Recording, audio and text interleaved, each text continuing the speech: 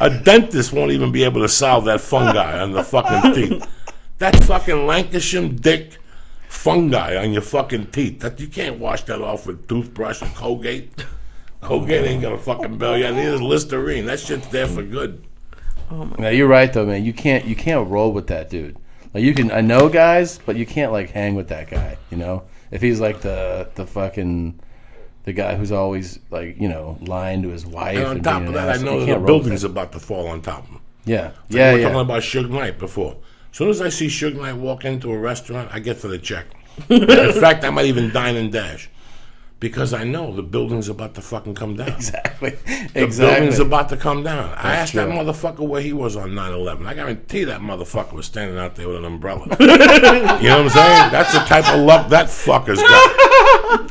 Suge Knight's a fucking, he's just got the kiss of death on him. Those guys were involved in something. When you're involved in something and all that level, it's like when I got in trouble with Kent Vella. At the time I kidnapped Kent, I wouldn't have thought I was going to get in trouble. But now in hindsight, there was too many moving pieces. Do you ever think about that if you did that crime today, like the exact same crime in 2014, wouldn't it be way more severe, your punishment? Yes?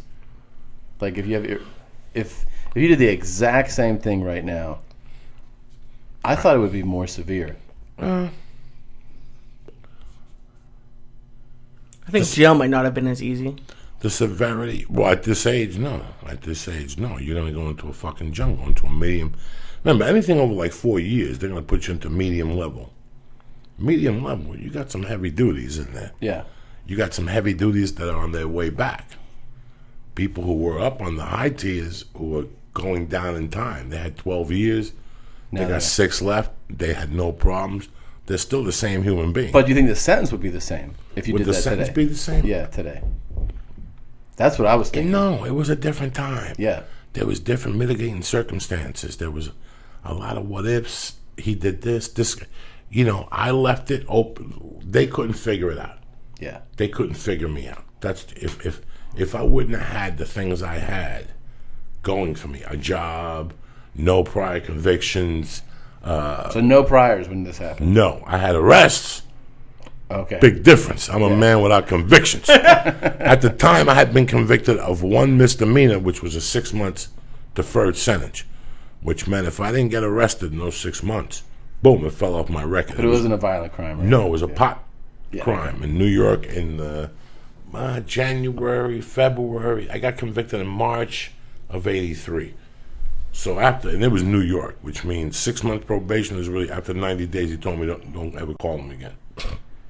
You're so busy. I went to see him, and when I went to see him, I go, listen, we don't even have to shake hands. He's like, what are you talking about? I'm moving to Colorado with your permission on the 25th, and he goes, you're absolutely right. He goes, this is what we're going to do, just call me every month on the 10th. He goes, why are you wasting my time and your time? You're leaving anyway, correct? Yeah. He didn't even ask me for a transfer. So he could have stopped it, though? Could he have stopped it if he wanted to? He could have said, you have to wait till the 6 months. I want you to take a drug program.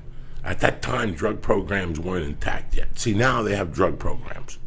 So now if Lee leaves here tonight and he gets caught with a gram of blow, okay, his attorney is going to go, first thing tomorrow morning, they're going to grab Lee, a good Jew attorney, is going to grab Lee after bail and throw him in a rehab.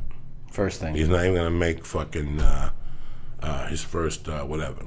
Fuck it. He was having that type. That's what a smart attorney would do. That's what a smart attorney would do. Grab Lee, first offense.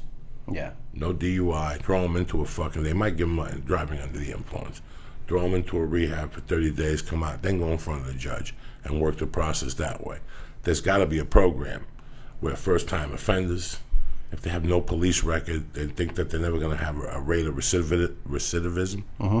They'll give you like 4-year probation, which is a death sentence also. Yeah. Because that means if you do anything in 4 years, like Chris Brown, you're in there again.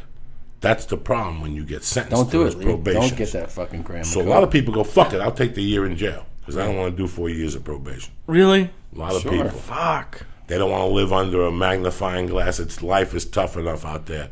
I got to walk around with a probation officer pissing a bottle. You got a guy. When I got out of prison, I got put on community corrections. That sucked dick. And after I fucked up, they would come to my house at 11 o'clock at night. Mr. Diaz, we know you're there. Both your cars, come on down, please.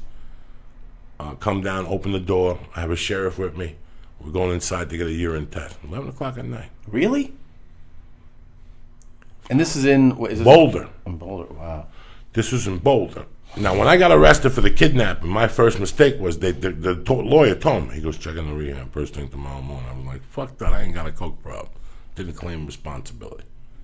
If I would have claimed responsibility right there and gone to the rehab for 30 days, I would have came out into a different situation. Yeah. They couldn't have questioned me.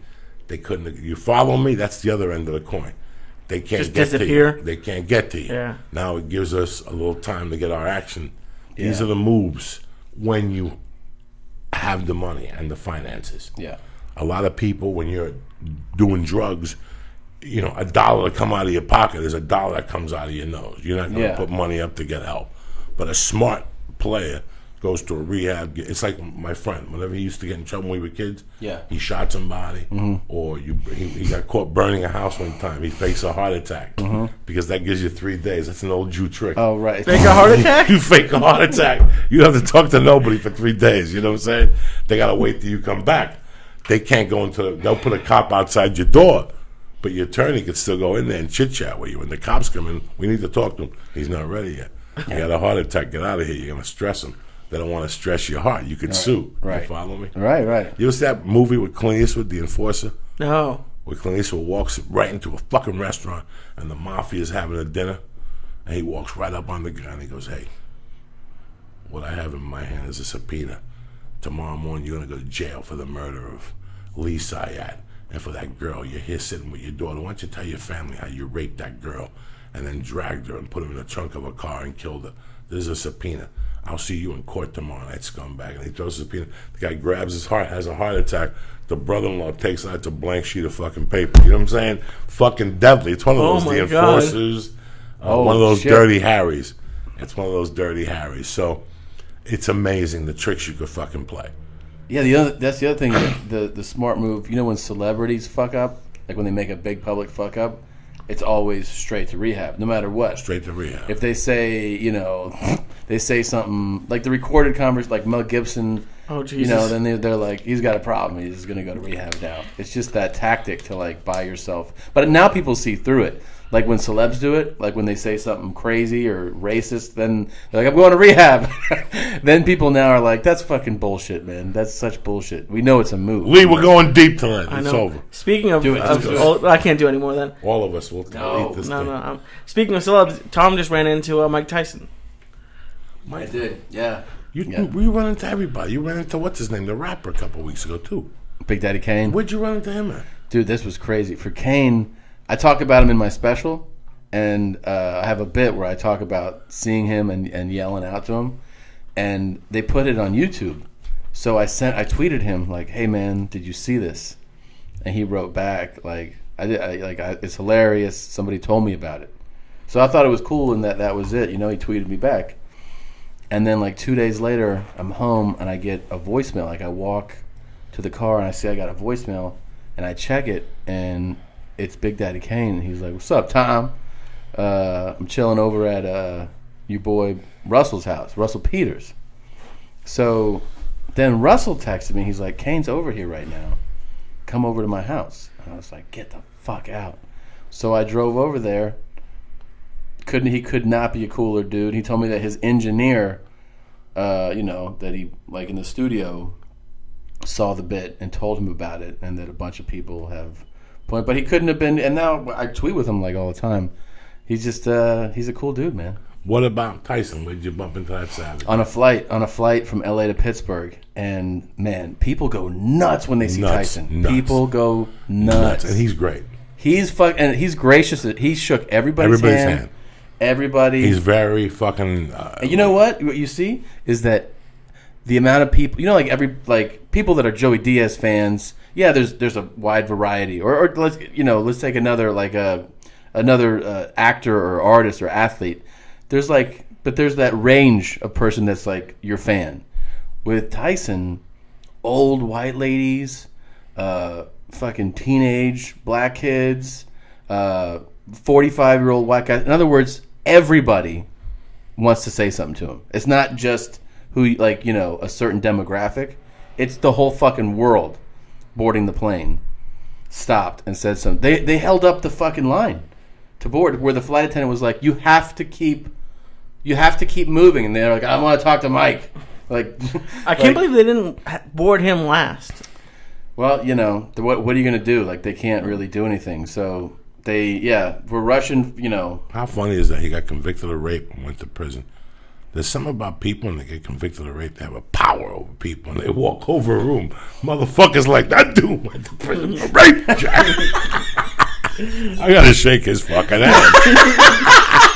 I gotta get his fucking autograph. I doubt they brought that up when they were saying hi. Damn, that motherfucker. These old white guys were kissing his ass. Yeah, it's amazing. So crazy, man. I've seen him at UFC. I seen when that whole thing came, when he first went to a UFC, how people going nuts. People, and I love him. He's an interesting guy, man.